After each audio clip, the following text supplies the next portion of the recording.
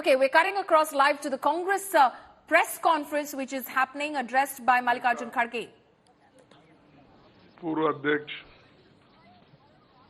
श्रीमती सोनिया गांधी जी और हमारे पूर्व अध्यक्ष श्री राहुल गांधी जी और मंच पे बैठे हुए हमारे पार्टी के ट्रेजरर, सेक्रेटरीज और दूसरे साथियों, ये विशेष प्रेस कॉन्फ्रेंस है। मैं क्योंकि ये पहली बार हमारे नेता और राहुल जी भी अपनी बात आखिरी में रखेंगे, मैं एक आपका समय 7-8 मिनट लूंगा और बाकी डिटेल्स में कुछ कहना है उसको टेक्निकली हमारे ट्रेजरर आपसे संबोधित करेंगे। दोस्तों, ये तो 18वीं लोकसभा के आम चुनाव की घोषणा तो हो चुकी है। देश का हर एक नागरिक इसमें भाग लेने के लिए उत्सुक है। भारत पूरी दुनिया में अपने लोकतंत्र मूल्यों और आदर्शों के लिए जाना जाता है। किसी भी लोकतंत्र के लिए निष्पक्ष चुनाव अनिवार्य होता है, एसेंशियल होता है।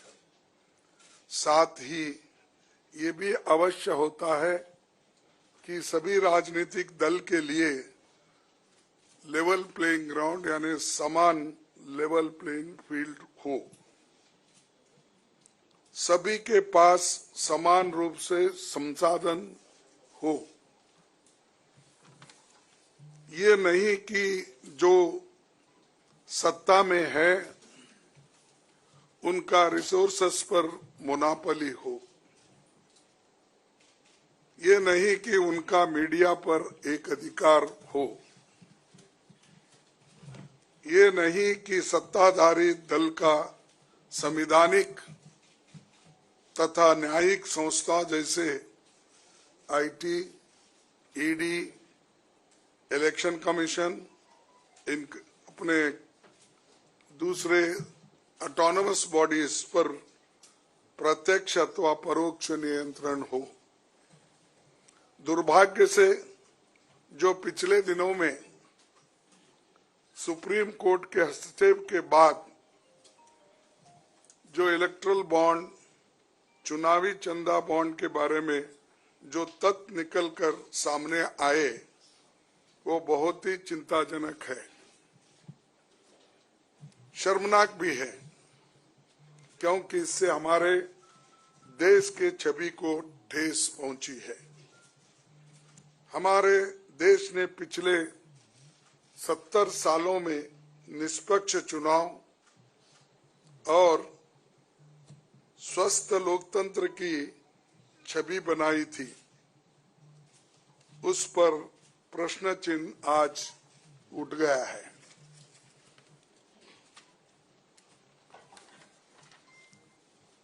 सुप्रीम कोर्ट ने जिस चुनावी चंदा बॉन्ड को इलीगल और अनकॉन्स्टिट्यूशनल कहा, उस स्कीम के तहत मौजूदा सत्ताधारी दल ने हजारों करोड़ रुपए से ज्यादा अपने अकाउंट में भर लिया है और दूसरी तरफ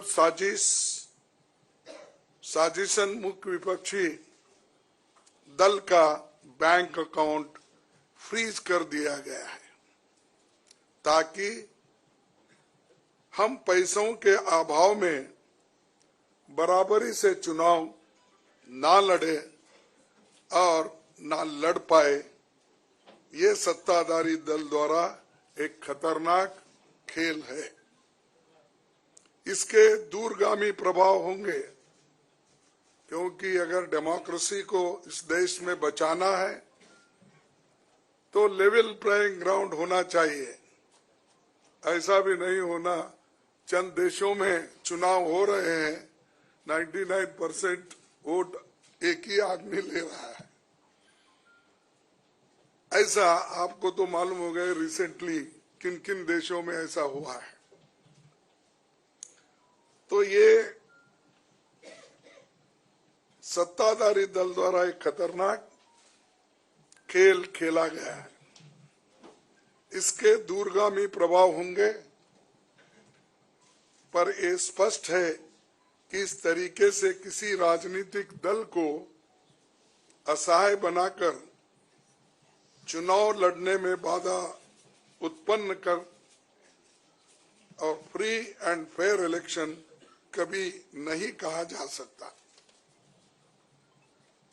देश की जनता, एक आम नागरिक एक देख सकता है कि बीजेपी ने चुनावी चंदा बॉन्ड से 56% पैसे हासिल किए हैं, वहीं कांग्रेस को 11% ही मिले हैं। और ये वो पैसे जो बॉन्ड से बीजेपी ने लिए हैं, इसके अलावा जो कैश में इनके पास आता होगा तो कोई अकाउंट ही नहीं है। आप इनके खर्चे देखिए, हर तरफ इनका एडवर्टाइजमेंट लगा है और एडवर्टाइजमेंट में भी मोनोपोली बना ली है। प्रिंट मीडिया हो, टीवी हो और सोशल मीडिया हो, इनका बहुत डोमिनेशन है। लेकिन इतने पैसे एक पार्टी जमा कर सकती है, हिंदुस्तान के 70 साल के डेमोक्रेटिक व्यवस्था में ऐसा कोई नहीं किया। ये पहली बार ये सरकार अनेक ढंग से पैसे आज उठा रही है और इनके 5 स्टार ऑफिसेस से बड़े बड़े हर जगह आप देखिए, और 4-4, 5-5 फ्लाइट एक मीटिंग को जाते हैं और उनके पीछे और 2-4 जाते हैं। एक मीटिंग का इतना खर्च होता है तो शायद ही कोई पार्टी, अपोजिशन पार्टी उसका 10% भी नहीं कर सकती मुकाबला। मैं कहना नहीं चाहता कि बीजेपी ने किस तरीके से कंपनियों से पैसे लिए, क्योंकि सुप्रीम कोर्ट तथ्यों की जांच कर रही है। हमें उम्मीद है कि सच्चाई बहुत जल्द हम सब के सामने आएगी।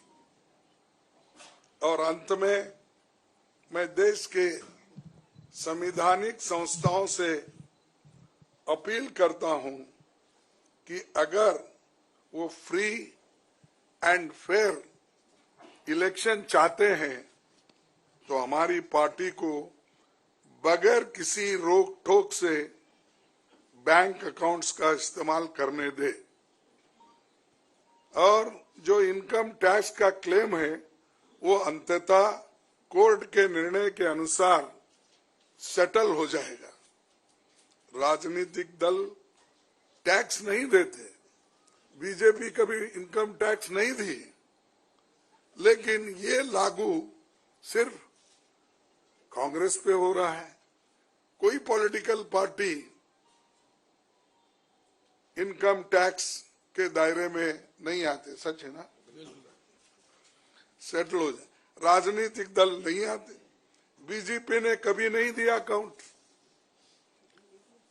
इसके बाद भी अगर हमसे ये मांगा जा रहा है तो हम न्यायालय के अंतिम निर्णय का इंतजार कर रहे हैं, क्योंकि हम चाहते हैं कम से कम न्यायालय तो इस बात को देखे, कानून को देखे, रूल ऑफ लॉ और गवर्नेंस जो संविधान के तहत होता है उसके तरफ तो ध्यान दे दो, क्योंकि आज वो हुकूमत में है, कल दूसरी पार्टी आएगी, लेकिन हमको ये लेवल प्लेइंग ग्राउंड जो हमने पहले से बनाया था, नेहरू जी से लेकर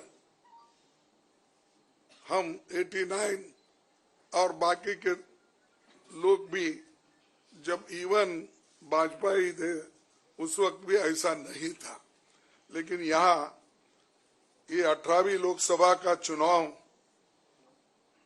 जो हो रहा है, इसमें हम सब देख रहे हैं, ये कुचल रहे हैं, सप्रेस कर रहे हैं और हमको चुनाव लड़ने के स्थिति में वो नहीं छोड़ना चाहते हैं और पैसे को तंग तबाह करके वो एक तरफा इलेक्शन कर लेना चाहते हैं। लेकिन लोग भी होशियार है, इसको जानते हैं और लेवल प्लेइंग फील्ड बने रहने के लिए ये उनके जो बाधक है और जो हमारे अकाउंट्स फ्रीज किए हैं वो तत्काल उसका रिलीज होना चाहिए और हमको चुनाव में डेमोक्रेसी और संविधान को बचाने के लिए लेवल प्लेइंग ग्राउंड होना चाहिए। धन्यवाद। शुक्रिया कांग्रेस अध्यक्ष जी। मैं अभी हमारे कांग्रेस पार्टी के संसदीय दल के नेता श्रीमती सोनिया गांधी जी से गुजारिश करूंगा कि आपको संबोधित करें।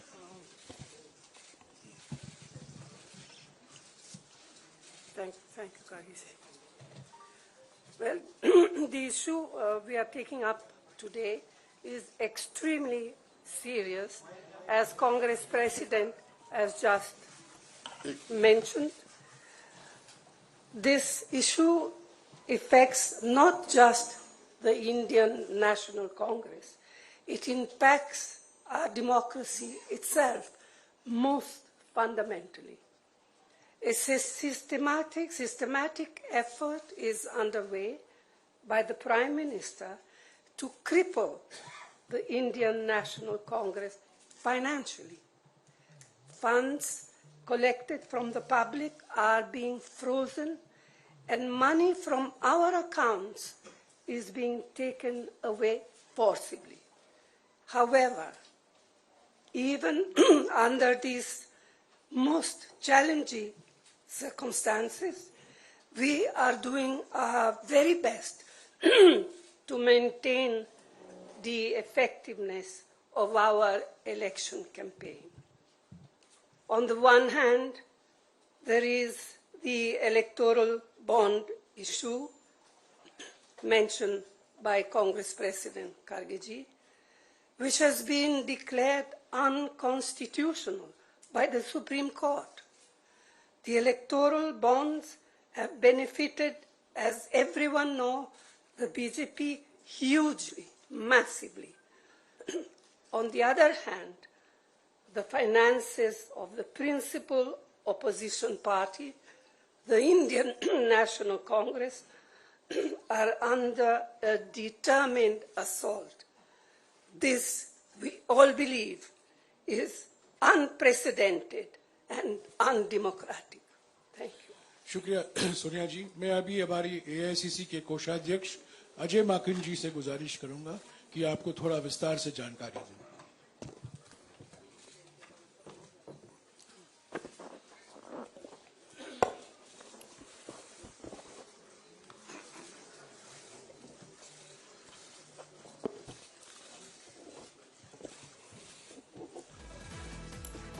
धन्यवाद जयराम जी, आप सब लोगों का बहुत बहुत स्वागत है।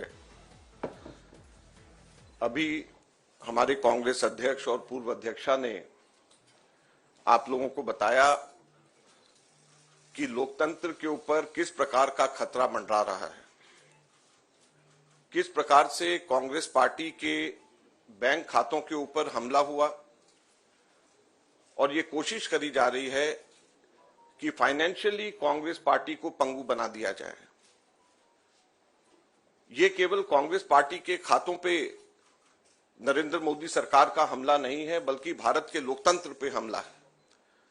अगर प्रमुख विपक्षी पार्टी वित्तीय तौर के ऊपर पूरी तरीके से पंगु हो जाए, कोई कार्य नहीं कर सके, पब्लिसिटी के ऊपर पैसा नहीं खर्च कर सके, कैंपेन के ऊपर पैसा नहीं खर्च कर सके, अपने कैंडिडेट्स को पैसे नहीं दे सके, तो फिर चुनाव किस बात का है? और चुनाव की घोषणा हो चुकी है। पिछले एक महीने से हमारे अपने बैंक अकाउंट्स में पड़े हुए 285 करोड़ रुपए का हम इस्तेमाल नहीं कर पा रहे हैं। हम लोगों को पब्लिसिटी के लिए अखबारों के अंदर स्लॉट्स बुक करने, हम लोगों को पब्लिसिटी के लिए इलेक्ट्रॉनिक मीडिया के अंदर स्लॉट्स बुक करने, हमको सोशल मीडिया के अंदर इस्तेमाल करना है, हमको पोस्टर छपवाने हैं, हमको पैम्फलेट छपवाने। अगर हम लोग वो काम भी नहीं कर सकते तो किस प्रकार से लोकतंत्र जिंदा रहेगा और कैसा लोकतंत्र है ये? मैंने पिछले सप्ताह आप सब लोगों के सम्मुख मोतीलाल वोरा जी के समय 2017-18 के एक केस को लेकर के इनकम टैक्स डिपार्टमेंट ने 2017-18 के बेसिस के ऊपर 7 साल बाद में जाकर के हमारे बैंक के खाते अब जाकर के फ्रीज करे हैं, उसकी जानकारी दी। मैंने कहा कि ये 7 साल पुराने कैसे फ्रीज किए जा सकते हैं और टाइमिंग इसका कैसा है। लेकिन मुझे अभी बहुत दुख के साथ कहना पड़ रहा है कि पिछले हफ्ते ये नोटिस हम लोगों के पास में आया है, इसकी कॉपी आप सब लोगों को मिल गई है, आप सब लोगों के आगे ही आप जरा देखिए। ये सीताराम केसरी जी के जमाने का नोटिस हमें पिछले हफ्ते आया। आप सोचिए, सीताराम केसरी जी के जमाने का 1994-95 की असेसमेंट ईयर का नोटिस अब हमारे पास में आया और इसको लेकर के भी आगे आने वाले समय के अंदर फिर से बैंक को फ्रीज करने का और डिमांड लगाने की ये कवायद शुरू होगी। तो ये कौन सा लोकतंत्र है? अगर इसी रफ्तार से जाएंगे तो महात्मा गांधी के समय पे जमनालाल बजाज जब ट्रेजरर हुआ करते थे, उस टाइम पे भी कोई चीज निकाल करके अब इस वक्त इस चुनाव से पहले हमारे अकाउंट्स को फ्रीज किया जाएगा। तो ये किस चीज का लोकतंत्र है? 30 साल पुराना, 31 साल पुराना असेसमेंट ईयर का हिसाब निकाल करके हमारे खाते फ्रीज करे जा रहे हैं ताकि हम लोग चुनाव ही ना लड़ पाए। हम लोगों के पास में मुख्यतः 3 बातें हैं कहने की। हर पॉलिटिकल पार्टी इनकम टैक्स से एग्जेम्प्टेड होती है। कभी किसी ने भी पेनल्टी इस तरीके से नहीं दिया, तो कांग्रेस पार्टी को अकेले क्यों चुना जा रहा है? दूसरा, इसकी टाइमिंग देखिए। 2017-18 का मोतीलाल वोरा जी के टाइम का और 1994-95 का सीताराम केसरी जी का समय, और केवल 1 महीना पहले चुनाव के घोषणा होने से पहले यह काम शुरू किया जाता है। और तीसरा, क्वांटम ऑफ पनिशमेंट देखिए कि कितना बड़ा पनिशमेंट। क्या हमारे सिर्फ 0.07% पूरा 199 करोड़ का कैश में हमारे अपने एमपीज ने अपनी तनख्वाह दी, उसकी वजह से 0.07% की अनियमितता की वजह से 106% की पेनल्टी हमारे ऊपर लगाई गई, 106% की। कितना? 0.07% की अनियमितता की वजह से 106% की पेनल्टी हम लोगों के ऊपर लगाई गई है। ये क्वांटम है। हम लोगों ने मात्र 30 दिन लेट हम लोगों ने अपने अकाउंट सबमिट करे। ये इनकम टैक्स एक्ट मेरे पास में है, इसका सेक्शन 234F ये कहता है कि सिर्फ 10,000 रुपए की मैक्सिमम पेनल्टी ली जा सकती है अगर कोई व्यक्ति लेट अपना, कोई भी ऑर्गेनाइजेशन या व्यक्ति कोई भी लेट अपना इनकम टैक्स सबमिट करे, केवल 10,000 रुपए। और हमारे ऊपर 210 करोड़ रुपए का 210.25 करोड़ का 210.25 करोड़ का लियन मार्क कर दिया गया। 10,000 की सिर्फ पेनल्टी, सिर्फ 0.07% का हमारा टोटल अकाउंट में से कैश के अंदर लिया गया। ये कहां का न्याय? 115 करोड़ रुपए फोर्सफुली हमारे बैंक अकाउंट से इनकम टैक्स ऑफिसर्स ने बैंक मैनेजर्स के पास में जाकर के सरकार को ट्रांसफर करा दिया गया। वो अब हमारे पास में नहीं है। 115 करोड़ रुपया बैंक मैनेजर्स को जाकर के एक तरीके से डरा करके, धमका करके इनकम टैक्स ऑफिसर्स ने हमारे अकाउंट से इनकम टैक्स डिपार्टमेंट और सरकार को वापस ट्रांसफर करा दिया। मैंने बताया जैसे पिछले 5 हफ्ते से 1 महीने से भी ज्यादा हम अपने पैसे जो हमारे वर्कर्स ने इकट्ठे करे हैं वो हम इसका उसका इस्तेमाल नहीं कर पा रहे हैं। ये कहां की डेमोक्रेसी है, ये कहां का लोकतंत्र रह गया। तो इसलिए हम आपसे कहना चाहते हैं, ये केवल हम लोग तो अपनी लड़ाई लड़ेंगे, लेकिन ये आप लोगों की भी लड़ाई, मीडिया की भी लड़ाई है, देश की जनता की लड़ाई है। अगर आप इसके अंदर हमारे को समर्थन नहीं करेंगे तो लोकतंत्र जिंदा नहीं रहेगा, ना आप रहेंगे ना हम रहेंगे। धन्यवाद।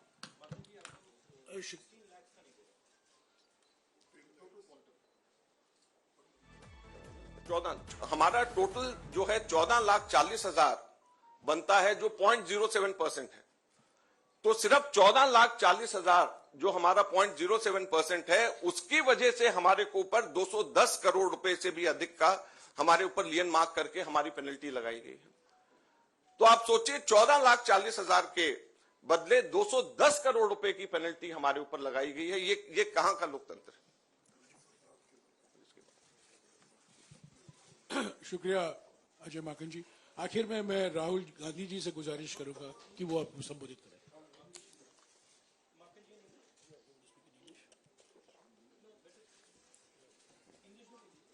ये डिटेल्स आपको अंग्रेजी में अभी अजय माकन जी देंगे। Friends, there has been an assault on Indian democracy. Our accounts have been frozen since last more than 1 month. Since last around 5 weeks or so, we have been unable to utilize our own funds in the bank. You'll be surprised to know that a case, income tax case pertaining to 2017-18, which is 7 years back, on that basis, income tax has served us notice for 210 crores, 25 lakh rupees. That amount of lien was marked against the Congress party in all our accounts. And effectively, we are unable to utilize our 285 crore rupees, our own money which is lying in the bank. The most important thing is the timing and the exemptions which all the political parties enjoy. When all political parties enjoy income tax exemption, then why is it being slapped on the Congress party? Never it has happened in the past that the BJP had to pay any kind of penalty, any kind of income tax. Then why is it that the Congress party being singled out? The timing is such that 7 years old case, it seems that the BJP was waiting for the elections to come, and just 1 month before the elections were to be announced, they froze our accounts. So imagine how can it be a level playing field? We don't have money to give to our candidates. We don't have money to publish our pamphlets. We don't have money to organize our public meetings. We don't have money to book advertisements in the social media or in the newspapers.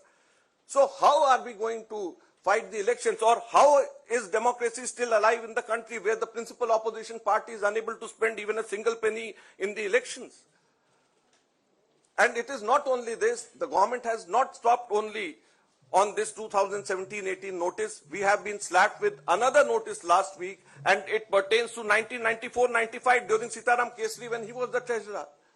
So imagine we are being slapped with a notice, income tax notice, 30 years back, pertaining to account 30 years back, and just at the eve of election, so that we are unable, our accounts are crippled and we are unable to use our own money for the elections. So please, this is the time when it is not only fight for the Congress party, our own fight alone, it is, we have to all fight together to save democracy. The Income Tax Act, section 234F, allows maximum penalty of rupees 10,000 for late submission of income tax returns. Maximum penalty of 10,000 rupees. But on the contrary, Congress party has been slapped a penalty of 210 crore rupees against a violation of just 14,40,000 which we deposited in cash and 30 days delay. So the quantum of punishment is totally unmatched with a trivial small kind of mistake, you may say, or small kind of thing which has been done in 7 years back, which can easily be condoned. Thank you very much. शुक्रिया अजीत बाबा जी। आखिर में अभी राहुल जी आपको संबोधित करेंगे।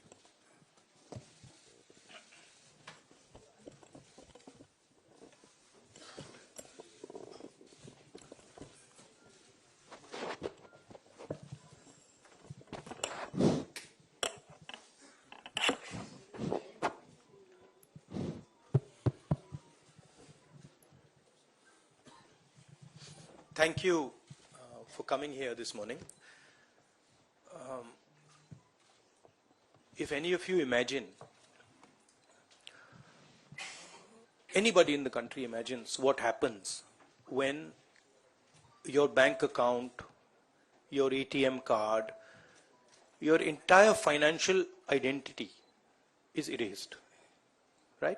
You can imagine if it is done to a family, the family will starve to death. If it is done to a business, the business will be crippled, right? This is what has been done to the Congress party 1 month back. All our bank accounts have been frozen. We can do no campaign work. We cannot support our workers. We cannot support our candidates. Our leaders cannot fly from one part of the country to the other. Forget fly. They can't take a railway train. And this has been done literally 2 months before the election campaign. Why has it been done? One notice comes from the 90s. Another notice comes from 6-7 years ago. Quantum amount, 14 lakh rupees. And punishment, our entire financial identity. Right? What's interesting to me is that there are institutions in this country that are supposed to protect the democratic framework. There are the courts in the country. There's the election commission in the country. Right? And nothing is happening. The election commission has not even said, wait a minute, you have frozen the bank account of the largest, of one of the biggest political parties, largest opposition in the country. And already our ability to fight the election has been damaged. We've already lost a month. As Makanji said, we are unable to get slots for advertising. We're unable to put ads in newspapers. And so what sort of a democracy is this? This is a criminal action on the Congress party. And it's a criminal action done by the Prime Minister and the Home Minister. It's very clear.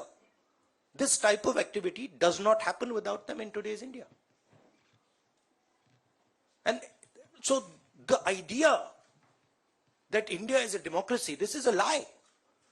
There's no democracy in India today. The idea that India is the world's largest democracy, it's a lie. It's a complete lie. 20% of India votes for us, and we are not able to pay 2 rupees for anything. Right? And it has been orchestrated to cripple us in the elections. Now, even if our bank accounts are unfrozen today, huge amount of damage has been done to Indian democracy. And no court is saying anything. No election commission is saying anything. No institution is saying anything.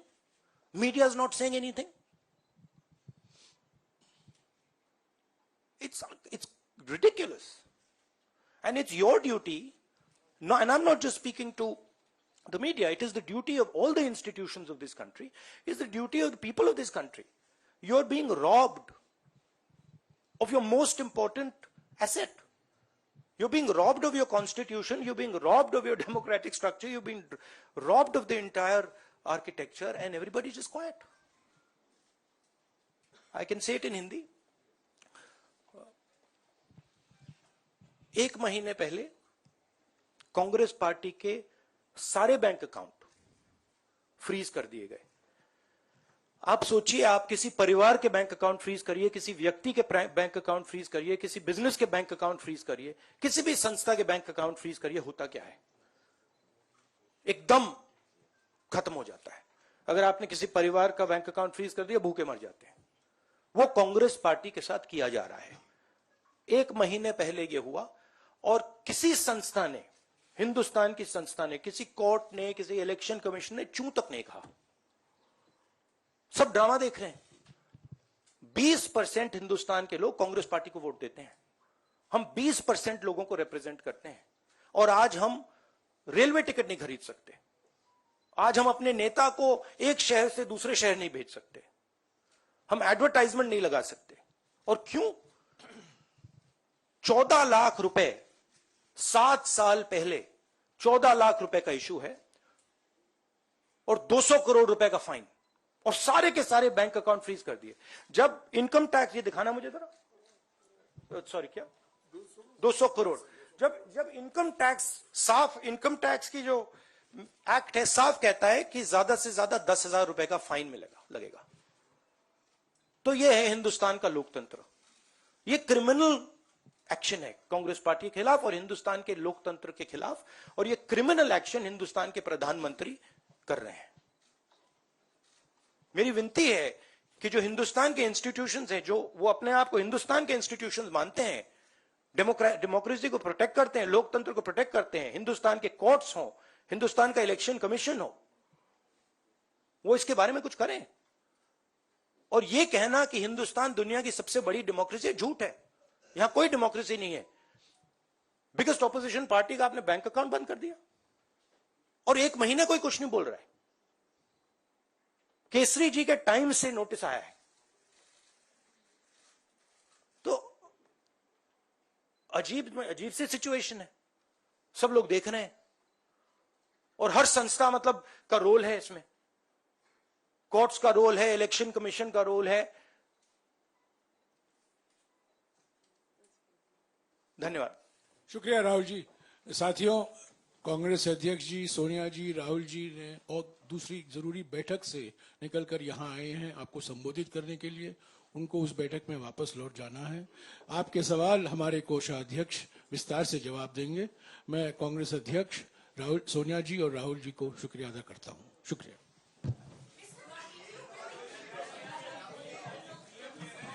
No, 1 second. Look, 1 second. Look, please understand. This is not freezing of the Congress party's bank accounts. This is the freezing of Indian democracy. That is what is happening here. Okay. So, we are unable, as the biggest opposition party, we are unable to take any action. There's no action we are able to take. We cannot send our leaders anywhere. We cannot book advertisements. We cannot do anything. What else is it if it's not an assault on democracy? Thank you.